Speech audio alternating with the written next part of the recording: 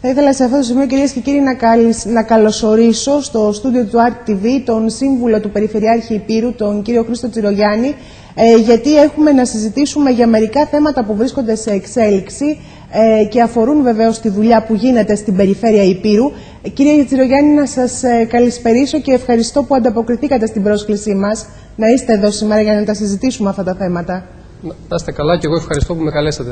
Να ξεκινήσουμε λίγο από ένα θέμα έτσι που αφορά και άμεσα πάρα πολύ κόσμο εξαιτίας της οικονομικής κρίσης και της ανεργίας που έχει εκτιναχθεί στα ύψη, και είναι φυσικά τα πεντάμινα, το πρόγραμμα κοινοφελούς εργασίας όπως το ξέρουμε. Να μας πείτε λίγο τι γίνεται και τι αφορούν οι θέσεις οι οποίες έχουν βγει για την περιφέρεια Ηπείρου, για τον οργανισμό της περιφέρειας Ηπείρου. Ναι, αυτή τη φάση έχει βγει η δεύτερη προκήρυξη, είναι έτοιμη για τα πεντάμινα, για τα προγράμματα κοινοφελούς εργασίας. Η πρώτη προκήρυξη που αφορούσε τις θέσεις γενικών καθηκόντων που στην περιφέρεια Ηπείρου, στον οργανισμό περιφέρεια Ηπείρου, ήταν 228 και ήταν οι πιο πολλές θέσεις από όλες τις περιφέρειες. Τώρα οι θέσεις που θα βγουν άμεσα, που όταν θα ανοίξει η πύλη του ΑΕΔ που θα επιβάλλονται εκεί αιτήσεις, θα είναι 1.200 για την περιφέρεια Ηπείρου και αφορά ειδικότητες οικονομικού, διοικητικού, πληροφορικής και κοινωνικών λειτουργών σε όλες τις βαθμίδες εκπαίδευσης, ΠΕ, ΤΑΦΕ και ΔΕΛΤΑΕ. Μάλλον οι δηλώσεις, οι αιτήσεις θα υποβάλλονται ηλεκτρονικά από τους Ναι, θα υποβάλλονται ηλεκτρονικά στην σελίδα την ηλεκτρονική του ΑΕΔ όταν θα ανοίξει η φόρμα η αντίστοιχη, και εκεί θα βαθμολογούνται τα κριτήρια της ανεργίας, πόσο χρόνο κάποιος είναι άνεργος, το εισόδημα, η ηλικία, αν κάποιος είναι μονογονεϊκή οικογένεια, όλα αυτά, και από εκεί και πέρα όταν η τελική επιλογή θα γίνει από τον ΑΕΔ θα μας τις δώσουν σε όλους τους φορείς, είτε λέγεται περιφέρεια είτε δήμος, για να απασχοληθούν για το έργο το οποίο εμείς ζητήσαμε να κάνουν. Πού θα απασχοληθούν αυτοί οι άνθρωποι που θα προσελθούν, κύριε Τσιρογιάννη? Όσον αφορά την περιφέρεια Ηπείρου, έχει γίνει μια κατανομή στα θέματα της πολιτικής προστασίας και κάποιες υπηρεσίες μέσα εκεί που χρειάζεται να βγάλουν κάποιο έργο. Εντάξει, είναι πεντάμινη απασχόληση. Η αμοιβή αυτών είναι γύρω στα 500 ευρώ ανάλογα με την ηλικία. Και όπως καταλαβαίνετε, καμιά φορά κάνουμε λόγο για αυτά τα προγράμματα. Για 5 μήνες απασχόληση, όμως είναι επίκαιρο στις μέρες μας και ο κόσμος αναζητά ακόμη και αυτό το είδος της απασχόλησης, το πεντάμινο, γιατί πρέπει να ανακοφιστεί από κάποια προβλήματα που τρέχουν καθημερινά και κάποιες υποχρεώσεις. Και αυτά να πούμε εδώ ότι είναι χρήματα του ΕΣΠΑ που εμείς σαν περιφέρεια Ηπείρου κάναμε το καθήκον μας και εξαντλήσαμε όσο γίνεται περισσότερο για να απασχολήσουμε περισσότερα άτομα στην περιοχή μας. Να έρθουμε τώρα σε ένα άλλο θέμα που βεβαίως αφορά την Άρτα και είναι ένα θέμα το οποίο κυνηγάει, ή τέλος πάντων προσπαθούμε να κυνηγήσουμε, κύριε Τσιρογιάννη, για περισσότερο από τα τελευταία 10 χρόνια. Είναι το γεωθερμικό πεδίο Σικιών, το γεωθερμικό πεδίο στις Σικές Άρτας, το οποίο χρόνια τώρα το ονομάζουμε θησαυρό και το οποίο μπορεί να δώσει τεράστιες δυνατότητες στην τοπική οικονομία. Έχουμε κάποια εξέλιξη, έτσι? Ευχάριστη. Ναι, το γεωθερμικό πεδίο Σικιών Άρτας έχει βεβαιωθεί από το 2005. Υπάρχει το βεβαιωμένο γεωθερμικό πεδίο Σικιών και το πιθανό γεωθερμικό πεδίο. Αυτή τη στιγμή προσπαθούμε να δημοπρατήσουμε το βεβαιωμένο, που είναι έκταση 11,2 τετραγωνικών χιλιόμετρων. Έχει θερμοκρασία ρευστού γύρω στους 45 βαθμούς Κελσίου. Και οι χρήσεις οι οποίες προβλέπονται είναι για θερμοκηπιακού τύπου καλλιέργειες, για την παγετική προστασία, για ηχθειοκαλλιέργειες. Αυτή τη στιγμή έχουμε προετοιμάσει τα τεύχη δημοπράτησης.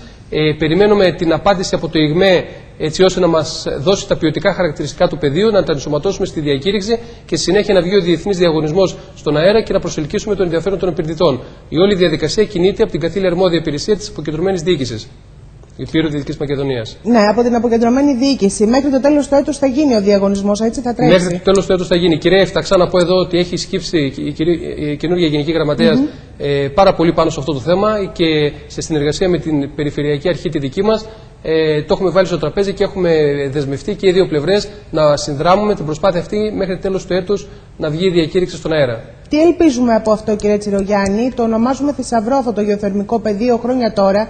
Τι ελπίζουμε να συνεισφέρει? Κοιτάξτε, είναι μια ανανεώσιμη πηγή ενέργειας και αν θέλουμε να αξιοποιήσουμε τις ανανεώσιμες πηγές ενέργειας, οι οποίες είναι ανεξάρτητες στη φύση και την πράσινη ανάπτυξη που θέλουμε να λέμε, θα προσελκύσουμε επενδύσεις, γιατί Όταν κάποιος, ας πούμε, ένα παράδειγμα, θέλει να κάνει μια θερμοκηπιακού τύπου καλλιέργεια, όπως πήγαμε και είδαμε στις Σέρρες, στην Ιγρήτα Σερών, έχει μειωμένο κόστος παραγωγής, άρα είναι διελεστικά να κάνει εκεί μια τέτοια μονάδα και έτσι θα δημιουργήσει και νέες θέσεις εργασίας. Μάλιστα, μακάρι να το δούμε αυτό, το περιμένει πολλά χρόνια η Άρτα.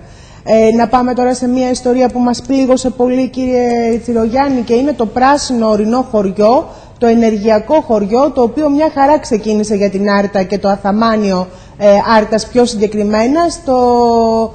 Στην πορεία όμως αδικηθήκαμε κατάφορα. Αδικήθηκε κατάφορα το Αθαμάνιο. Η περιφέρεια Ηπείρου έχει υποβάλει ένσταση, έτσι, προκειμένου να ανασταλεί όλος ο διαγωνισμός ο οποίος έγινε. Ναι, να θυμίσουμε αρχικά ότι το Αθαμάνιο είχε επιλεγεί ως πιλωτικό έργο να γίνει σε όλη την Ελλάδα, ένα νησί και ένα χωριό, ήταν το Αθαμάνιο. Στη συνέχεια όμως αυτή η δέσμευση από την πολιτική ηγεσία τότε, την κυρία Μπριμπίλη, του Υπουργείου Περιβάλλοντος, δεν τηρήθηκε. Άνοιξε η πρόσκληση για όλη την Ελλάδα και είχαν βάλει καταληκτική ημερομηνία μέχρι 25 Ιουνίου του 2012 να καταθέσουμε τις προτάσεις. Εμείς είχαμε προετοιμαστεί σαν περιφέρεια Ηπείρου και είχαμε επιλέξει το Αθαμάνιο της Άρτας και κάναμε όλες τις απαραίτητες μελέτες. Ήμασταν έτοιμοι για να επιλέξουμε 5 Ιουνίου, όμως τότε επικαλέστηκαν λόγους εκλογών και πήγε παραπίσω η ημερομηνία μέχρι 29 Σεπτεμβρίου, δίνοντας χρόνο και σε άλλους δήμους, άλλους φορείς να προετοιμαστούν. Όταν υποβάλαμε και εμείς την πρότασή μας, στη συνέχεια όμως έγινε το παράδοξο ότι άλλαξαν οδηγός εφαρμογής του προγράμματος τον Νοέμβριο μήνα, με αποτέλεσμα να αλλάξουν τα κριτήρια με τα οποία υποβάλαμε εμείς την πρότασή μας και έτσι εμείς μας πετάξανε έξω, γιατί είχαμε και κάποιο προϋπολογισμό σημαντικό. Είχαμε 14 εκατομμύρια. Από εκεί και μετά εμείς κινηθήκαμε δικαστικά σε όλη αυτή την ιστορία και έχουμε υποβάλει ένσταση στην Ευρωπαϊκή Επιτροπή, η οποία αυτή τη στιγμή εξετάζεται. Οι πιθανότητες που έχουμε να την κερδίσουμε είναι πάρα πολλές. Και να πούμε εδώ ότι τα 7 χωριά τα οποία επιλέχτηκαν για αυτό το πρόγραμμα δεν έχουν ακόμη ανατηθεί, έχουν συμβασιοποιηθεί οι διακηρύξεις και όλα τα απαραίτητα έγγραφα με το ΕΠΕΡΑ, το Υπουργείο Περιβάλλοντος. Είναι δηλαδή ένα παγωμένο πρόγραμμα, γιατί περιμένει και το Υπουργείο αυτή την εξέλιξη για να μην εκθεθεί.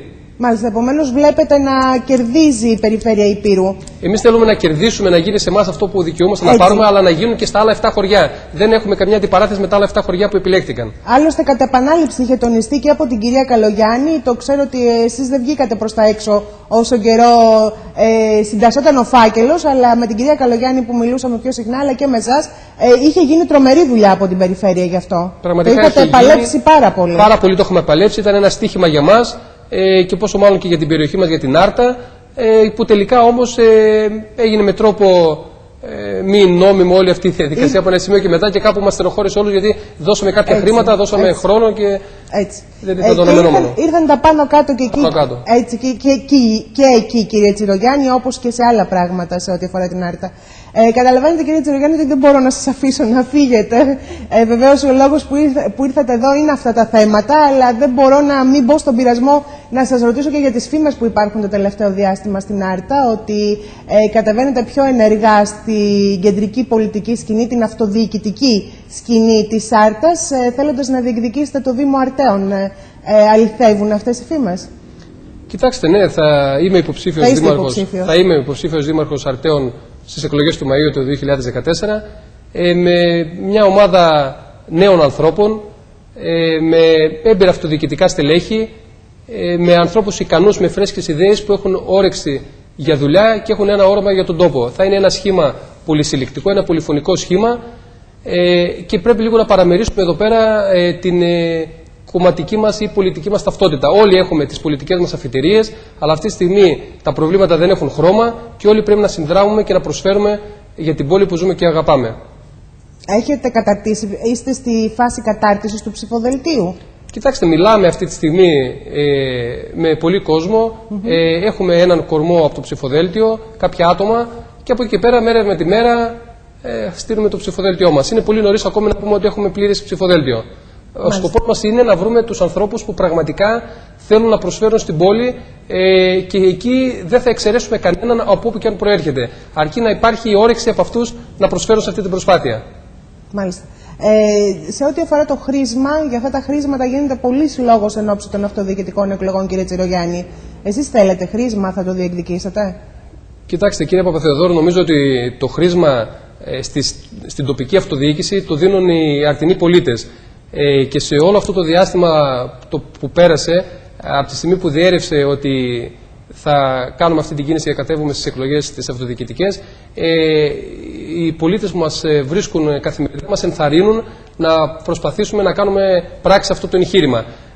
Δεν θα αναζητήσουμε σε καμία περίπτωση κανένα χρήσμα κανενός κόμματος, από όπου και αν προέρχεται, αλλά όμως αν σε δεύτερο χρόνο αργότερα κάποιο κόμμα θέλει να μας υποστηρίξει, η στήριξή του είναι καλοδεχούμενη. Ο χώρος σας είναι η Νέα Δημοκρατία, από εκεί προέρχεστε. Κύριε Τσιρογιάννη, δεν λέω κάτι το οποίο είναι κρυφό, είναι πολύ γνωστό. Δεν θα επιδιώξετε από εκεί κάτι? Και τα κόμματα, και η Νέα Δημοκρατία και το ΠΑΣΟΚ, μάλλον κοιτάζουν με επιφύλαξη αυτό το θέμα των χρησμάτων, σε αυτή την εποχή που είναι έντονη η αμφισβήτηση των πολιτών απέναντι στα κόμματα. Ναι, κοιτάξτε, εγώ δεν αποποιούμαι σε καμία περίπτωση ότι ανήκω στο χώρο της κεντροδεξιάς. Όμως, όταν θέλω να προσφέρω στην τοπική αυτοδιοίκηση, στην παρούσα συγκυρία που βρισκόμαστε σαν χώρα, θεωρώ ότι αυτά πρέπει να τα παραμερίσουμε στην άκρη και γι' αυτό τα κόμματα σκέφτονται ορθά να μην δώσουν χρήματα στις εκλογές αυτές. Άλλωστε, εδώ που φτάσαμε σαν χώρα και προς την αυτοδιοίκηση, οι πόροι είναι μειωμένοι. Άρα θα πρέπει να επιλεγούν από τους πολίτες εκείνοι οι άνθρωποι οι οποίοι έχουν τις γνώσεις να μπορέσουν να εισρεύσουν, να φέρουν κονδύλια στην περιοχή τους μέσα από διάφορα ευρωπαϊκά προγράμματα και μέσα από επενδύσεις και από διάφορα τέτοια θέματα. Μάλιστα. Θα έχουμε την ευκαιρία βεβαίως στο μέλλον, αφού θα είστε τελικά υποψήφιος δήμαρχος του Δήμου Αρτέων, κύριε Τσιρογιάννη, να τα πούμε και πιο αναλυτικά, αλλά θα ήθελα πριν κλείσουμε λίγο μια ερώτηση σε ό,τι αφορά αυτή την επιδίωξή σας. Το να αναλάβεις ένα Δήμο σήμερα είναι εξαιρετικά δύσκολο. Το είδαμε σε αυτά τα 4 πρώτα χρόνια του Καλλικράτη, τι τράβηξαν οι δημοτικοί άρχοντες και οι περιφερειακοί άρχοντες. Εσείς τι σκοπεύετε να κάνετε, τι προτεραιότητες θα βάλετε, αν μπορούμε να τις πούμε έτσι επιγραμματικά αυτή τη στιγμή?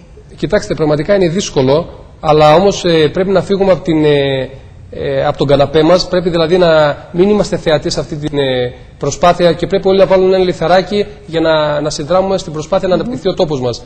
Οι προτεραιότητες επιγραμματικά θα μπορούσαμε να πούμε ότι πρέπει να λύσουμε τα προβλήματα της καθημερινότητας, το κυκλοφοριακό πρόβλημα της πόλης μας, την ανάπτυξη του πρωτογενή τομέα, την ανάδειξη του τουρισμού, την προώθηση του πολιτισμού, να κάνουμε κάποιες υποδομές, κάποιες επενδύσεις που έχει ανάγκη η περιοχή μας, έτσι ώστε να λύσουμε το ζητούμενο, όπως έχουμε πει, το θέμα της ανεργίας. Πρέπει τα νέα, τα παιδιά, που η νεολαία μας, η οποία βγαίνει από τα πανεπιστήμια, να υπάρχει χώρος να δουλέψει στην περιοχή τους και να βοηθήσει και αυτή στην περιοχή, να μην φεύγουν τα παιδιά από την περιοχή τους. Και πρέπει σε αυτό να συμπαρασταθούμε δίπλα στον κάθε συμπολίτη μας, στον κάθε συνδημότη μας και τον ανακουφίσουμε στο μέτρο που μπορούμε. Θαύματα δεν γίνονται από τα προβλήματα που αντιμετωπίζει κάθε μέρα. Κύριε Τσιρογιάννη, θα ήθελα να σας ευχαριστήσω πάρα πολύ για αυτή την κουβέντα και θα έχουμε την ευκαιρία, υποθέτω, στο επόμενο 7μηνο να αναφερθούμε και πιο αναλυτικά σε αυτή την πρόθεσή σας να ασχοληθείτε με την τοπική αυτοδιοίκηση στην ιδιαίτερη πατρίδα σας. Σας ευχαριστώ πάρα πολύ. Και εγώ σας ευχαριστώ πάρα πολύ.